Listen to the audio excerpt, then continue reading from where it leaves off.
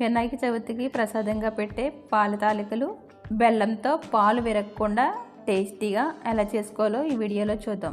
ఈ తాలికలు తయారు చేసుకోవడం కోసం ముందుగా రాత్రి మనం బియ్యం నానబెట్టుకుని ఉంచుకోవాలండి. రాత్రి బియ్యం నానబెట్టుకున్న తర్వాత మార్నింగ్ శుభ్రంగా కడుక్కొని ఒక 10 నిమిషాలు ఇలా ఒక క్లాత్ మీద వాటర్ లేకుండా తీసుకుని ఆరబెట్టుకోవాలి.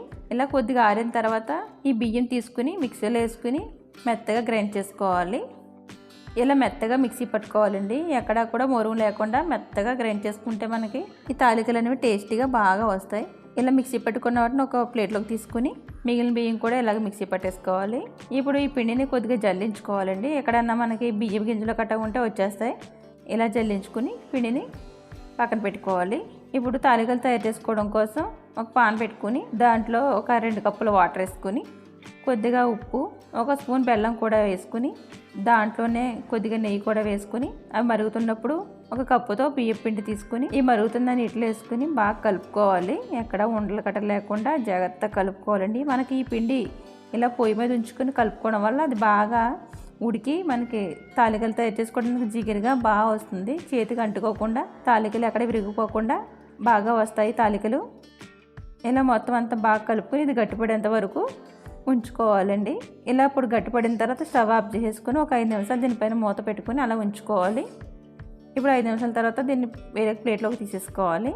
ఇలా ప్లేట్లోకి తీసుకున్న తర్వాత ఇది కొంచెం గోరువెచ్చగా ఉండగానే దీన్ని మొత్తం ఒకసారి బాగా కలుపుకోవాలి. ఎక్కడైనా కొంచెం ఉండలు కట్ట ఉంటే అవన్నీ బాగా కలిసిపోయేలాగా కలుపుకోవాలి. ఎక్కడైనా మీకు ఒకవేళ చేతికి కనుక అంటుకుంటుందంటే కొద్దిగా ఇలాగ పిండి జల్లుకొని మొత్తం అంతా కలిపేసుకోవాలి. ఇలా కలుపుకున్న తర్వాత చేతులకు కొద్దిగా నెయ్యి రాసుకుని చిన్న సైజులో ఇలా పిండి ముద్ద తీసుకుని దాన్ని ఇలా తాలికలు తయారు చేసుకోవాలండి. చిన్న ముద్ద తీసుకుని దాన్ని ఇలా తాలికలు తయారు చేసుకోవాలి.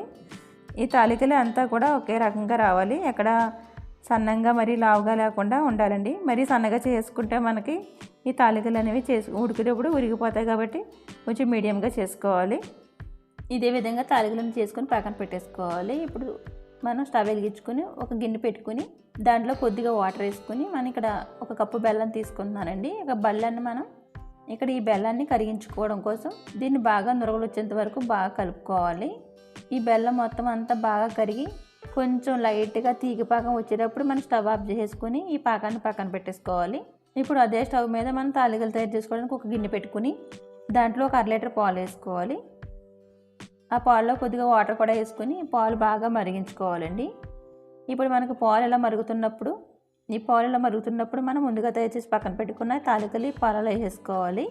ఈ తాలికలు వేసుకున్న వెంటనే మనం గరిటె పెట్టి తాలికలు కలపకూడదండి. ఇలా ఒక 5 నిమిషాలు ఉడికిన తర్వాత అప్పుడు గరిటె పెట్టుకుని కలుపుకోవాలి. లేకపోతే తాలికలు అనేవి విడిపోతాయి. ఇప్పుడు ఇవి బాగా ఉడికిమే లేదో చూసుకోవడం కోసం ఇప్పుడు ఇలా ఒకసారి ఒక గరిటె తీసుకుని ఇలా జాయిగా కలుపుకోవాలి. ఇలా మనకు తాలికలు ఉడికిపోయిన తర్వాత ఇప్పుడు మనం ముందుగా పాకం తయారు చేసి పెట్టుకున్నాం కదండి, ఆ పాకం కూడా దీంట్లో వేసేసుకొని ఒకసారి కలుపుకోవాలి. ఇలా ఒక 2 నిమిషాల తర్వాత ఒక స్పూన్ వరిపిండి తీసుకుని పాలలో కలుపుకొని ఈ పాలలో కలుపుకోవడం వల్ల మనకి ఈ తాలికలు అనేవి చిక్కబడి టేస్ట్ కూడా బాగా వస్తాయి. ఇలా ఈ పిండి కూడా వేసుకున్న తర్వాత ఒక 2 నిమిషాలు ఉడికించుకొని స్టవ్ ఆఫ్ చేసేసుకోవాలి. ఇప్పుడు స్టవ్ పైన ఒక చిన్న బౌల్ పెట్టుకుని దాంట్లో కొద్దిగా నెయ్యి వేసుకుని జీడిపప్పు కిస్మిస్ కూడా వేసుకుని వేపుకొని ఇవి బాగా వేగిన తర్వాత స్టవ్ ఆఫ్ చేసుకోవాలి.